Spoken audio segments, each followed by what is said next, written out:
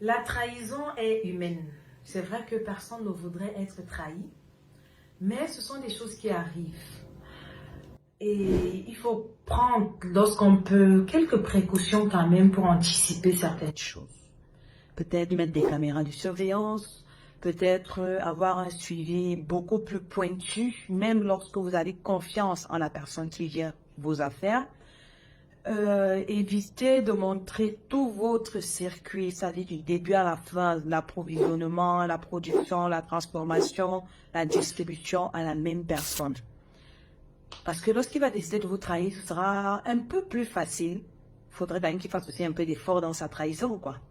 Je partage avec vous deux histoires qui vont vous inspirer, peut-être vous mettre la puce à l'oreille et vous permettre d'être un peu sur vos gardes. La première. C'est un monsieur qui a un snack dans la ville de Douala. Il recrute un gestionnaire. Tout se passe très bien. Le gestionnaire est honnête. Chaque fois qu'on vérifie les comptes, la compta, tout est OK. Mais, comme on dit, 99 jours pour le voleur. Vous connaissez la suite. Un jour, le monsieur se rend compte que voici en fait le fonctionnement de son gestionnaire. Quand le gars arrive au travail le soir, dans son sac, il a en moyenne 20 bouteilles de grand whisky. Le gars a eu le temps d'évaluer quels sont les whiskies qui sont les plus demandés tous les soirs.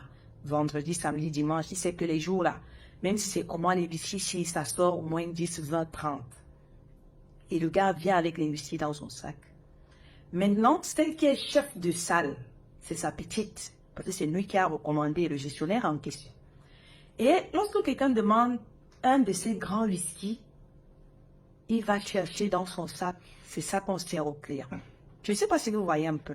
Donc, lui, il vient avec sa marchandise dans l'entreprise d'autrui et il vend ça. Le soir, en rentrant, il peut rentrer avec 2, 3, 4 millions, tout dépend de la quantité et de la valeur des bouteilles de whisky et parfois même de champagne qu'il a dans son sac. Alors que la personne qui a l'entreprise paye les impôts, paye le loyer, paye les employés, paye tout ça. Et quand le gars a pris ça, c'était un coup dur. Parce que ça lui a demandé beaucoup de temps. Et vous conviendrez avec moi, c'était pas facile de déceler ça.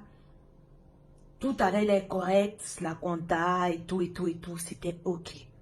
C'est pour ça que je vous dis que il y a des trahisons qui font très, très, très mal parce que vous n'avez pas vu ça venir. Et il faut essayer autant que possible d'anticiper. Et je vous en parle pour que vous sachiez que ça existe. Parce que lui, si on lui avait dit ça, il n'allait même pas croire. Il se disait, non, mais quand je regarde les comptes, c'est bon. Peut-être les gens ne consomment juste pas ces whisky qui sont assez chers. Alors que ce n'était pas le cas. Les gars avaient organisé une mafia au sein de son entreprise.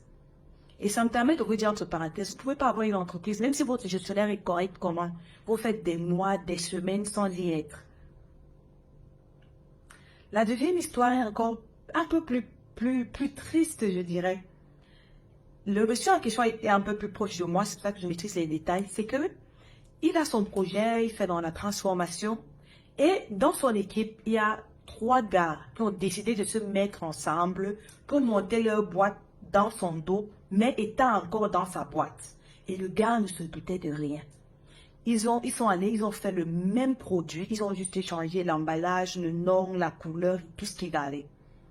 Et ils ont poussé le bouchon très longtemps pour moi en allant où les gars distribuaient les produits en disant que, OK, comme c'est nous qui distribuons la marque X, maintenant je viens vous informer qu'on a changé de nom. Le produit s'appelle désormais Y. Donc, si vous voyez encore X là, c'est que ce n'est pas nous parce qu'il y a trop de mafia, trop de fraude et tout le reste là.